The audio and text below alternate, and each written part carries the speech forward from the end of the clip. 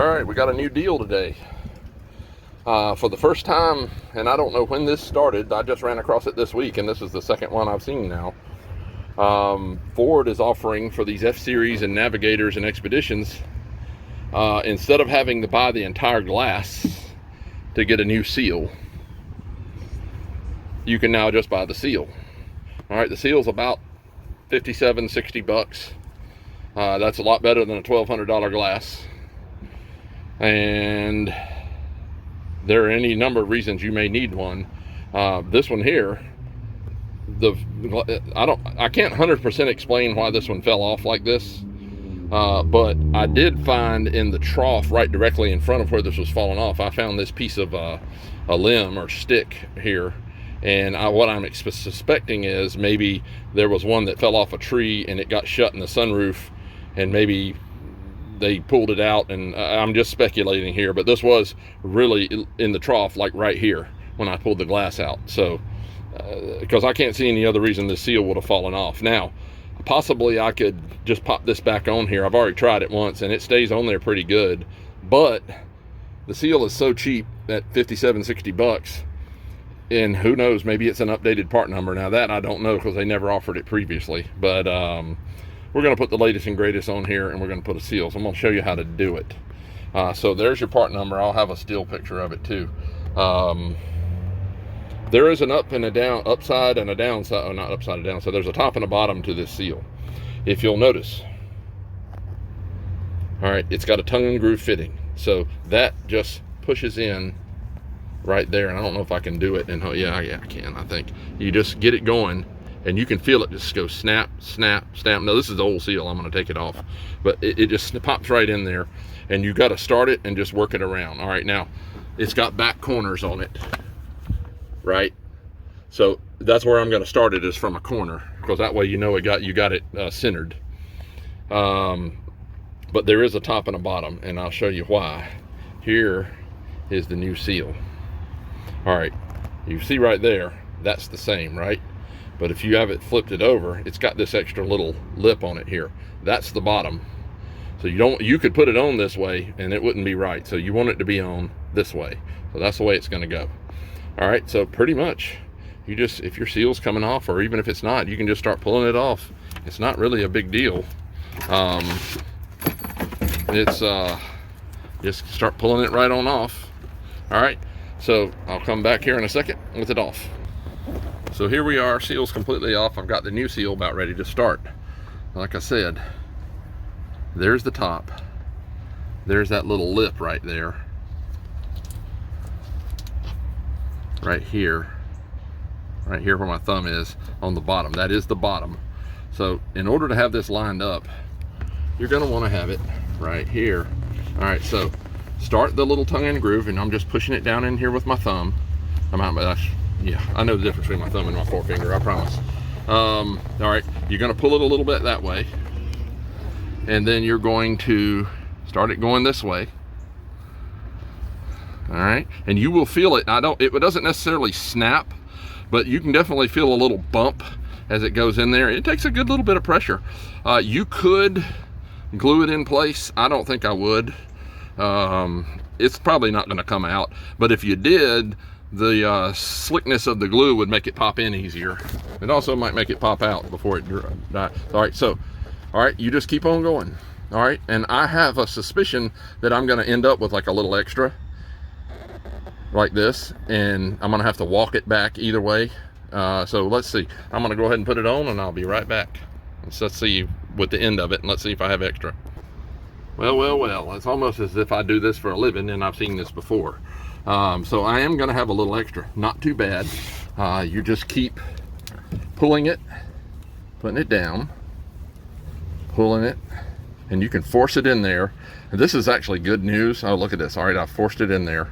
All right, and it's gonna this is going to kind of move in here a little bit, and it's gonna settle. That's good to have a little extra. If it's got a little extra, you have to cram down in here, because that's gonna make the seal fit a little tighter. All right, now I'm gonna finish around the front, see if we have extra there. Because what I did was, I just went ahead and hooked this corner one in, and the corner went in, since they're defined corners there, and I did this back piece first. All right, now I'm going to do the rest of it and see if we end up with extra in the front. Okay, as predicted, we ended up with another loop, so I'm going to have to keep pulling it and popping it in there until it gets in there. Once the tongue and groove, you can see the slot that pops in past the little wall in there, the whole seal will sort of center itself slowly, so that won't be a problem.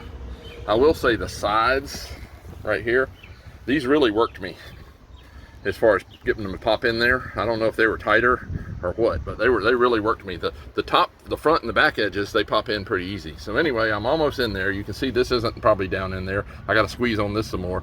It does work you. It takes a bit of a grip. So anyway, that one's almost in there.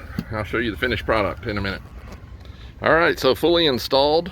You can see the little dents right there where I had the loop right here. Not a big deal. They're going to come right out of it. You know, it's rubber. It's going to form. I'm going to probably do one little addendum to this once I get it in the truck, because I want to see if this seal fits tighter than the old one did. But that's it. That's installed. Like I said, let me flip this. We have the little lip down here.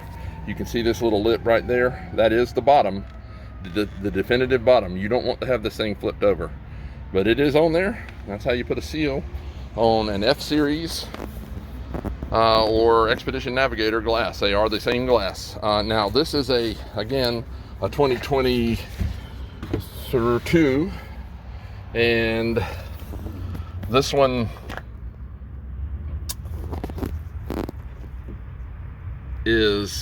was hanging off in the front. I'm pretty sure that was caused by an external tree or piece or something. But it's all on there. You can see it's all nice and smooth. I'm gonna route it right up next on my tailgate here, but it's on there. I might need to tuck that one down in there a little bit right there, just a touch, but it's mostly on there. I'll go around it one more time. There it is.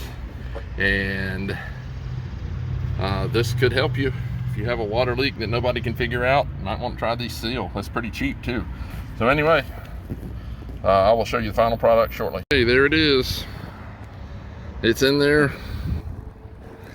FYI, I don't think I ever actually had this on film.